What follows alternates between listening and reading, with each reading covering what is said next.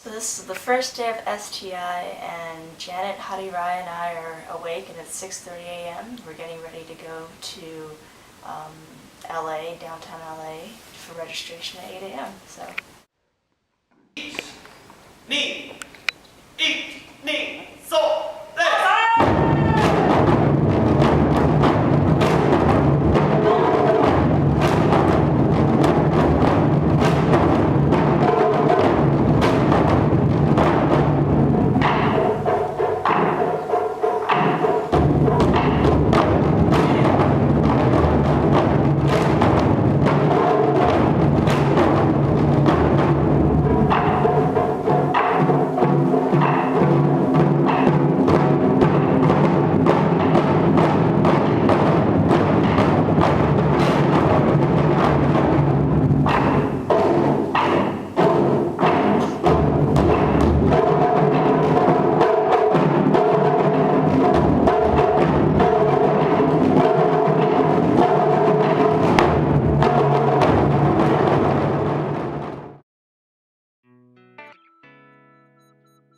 All the preparation that happened, that led up to STI has gotten us really excited about it.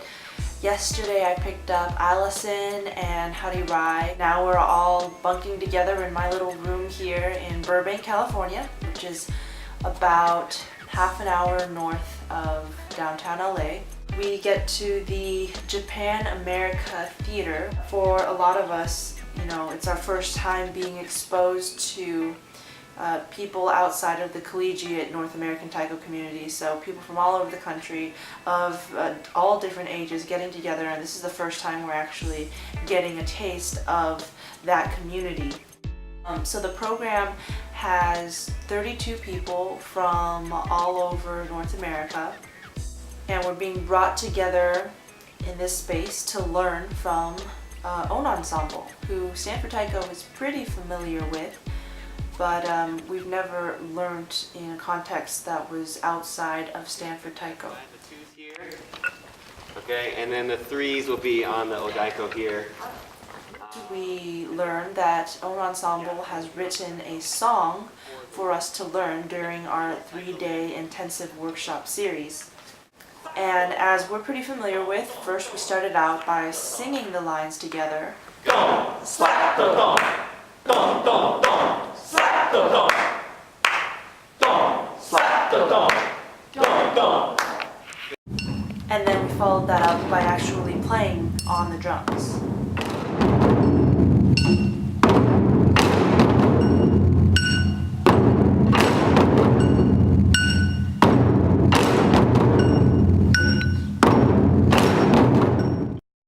Okay, so it's the first morning of STI. Today we learned kind of the first half of this body section of the song that Shoji wrote to teach us.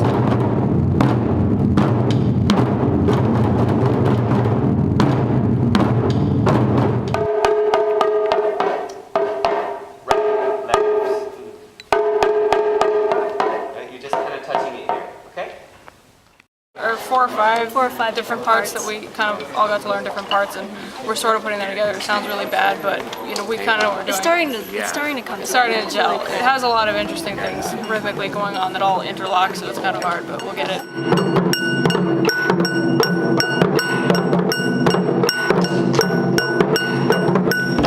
Some basic kata. We first worked on stance. Exactly. So like that would to me be like more or less the basic, yeah. And if you wanted to, sort of tackle skip it, like look a little cool, then you would add a little bit of space, yeah. Good. Into a lot of hitting, separation of movement, strike, alignment of wrist and elbow, which is kind of like stuff we talked about before, but in a little different way. But we want to hear it like that. So 1, 2, 3. Better. So it's still day 1 of STI, and 3 of us are eating lunch. We have these nice bento boxes. We just met Beth and Tanya from New England Taiko. Hello. Okay, so that's that rhythm. I'm really looking forward to some of the things that we're going to be doing later today. Kelvin's going to be going over shime playing with us. Okay. Again.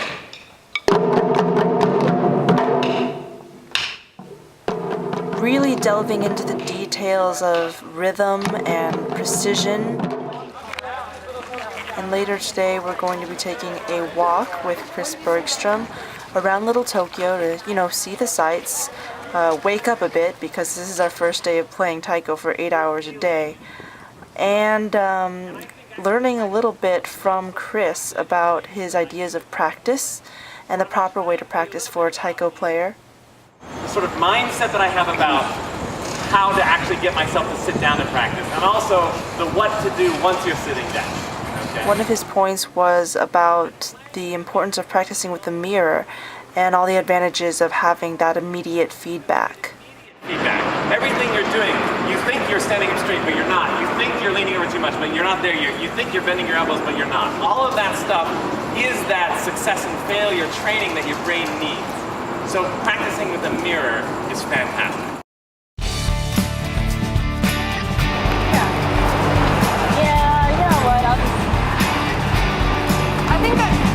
I might ask Chris and see if he can make it. I really like that sound. Yeah. I'd love to be able to play both sounds. Do you want to describe the difference that Kelvin demonstrated between hinoki and ho on shime? Okay, so there are a couple different kinds of bachi you can use to hit the shime. Ho is a lighter wood, it's a little less dense and not as heavy. It's usually makes a longer stick. And then there's hinoki, which is a little bit denser, a shorter stick. But he demonstrated that the density of the wood and the shape of the bachi actually makes a really big difference in terms of the sound that you get when you hit the drums. So for instance, the ho, the light, long bachi, had this really like bright, pingy sound, and you get a lot of the really high register of the drums, so it's like ding! And then with the hinoki, which were a little bit shorter and denser, you got a little more of like the mid-range of the drums, so you kind of, I don't know, to me it was almost like the difference between a violin and a viola, where you get this really like high melodic sound, or this sort of like kind of a little bit richer middle sound. I'm used to hearing the sound that the light ho makes because that's the kind of bachi I have, so I really enjoyed hearing this kind of lower, rounder sound that the hinoki bachi make, but it's just really cool that that little tiny drum can have such different sounds just depending on what you hit it with. Like, you wouldn't really think that. I take timing lessons with a drum teacher at the Berklee School of Music, and he has so much more sensitivity to that. Sounds that sound like so together to me, he can tell the difference. He knows which one is earlier behind. Does this make sense? This skill is necessary for a couple things. One, the metronome is, it's our teacher. And we can play these rhythms to it, and if we can tell whether or not our hit is early or late, if we can distinguish, that's going to train us to what is a relaxed tempo, what is playing in time. Okay, so one is just practicing with the metronome, but it's a lot more universal than that, because when I'm trying to play with shoji or with Maz, I have to be doing the same thing all the time. I have to be comparing where my hit is coming in to where their hit is coming in, based on my sense of the pulse. We're always sort of negotiating that time. Does this make sense? So, I want to do a little challenge here. Maz, if I could have you on shime, maybe. Or if you don't have that, you'll be here. Go ahead. You be on 2, I'll be on shime. What we're going to do is, I'm going to count 1, 2, 3, 4. Maz and I are going to both be on the 1. Okay? And the question is the shime before or after the chu? Okay? So I'm going to say 1, 2, 3, 4. Maz and I are going to hit, and then on the 3, you guys are going to say an answer. Okay? So you don't have long to decide. It's going to be 1, early? 1. Let's see, why don't we do before and after?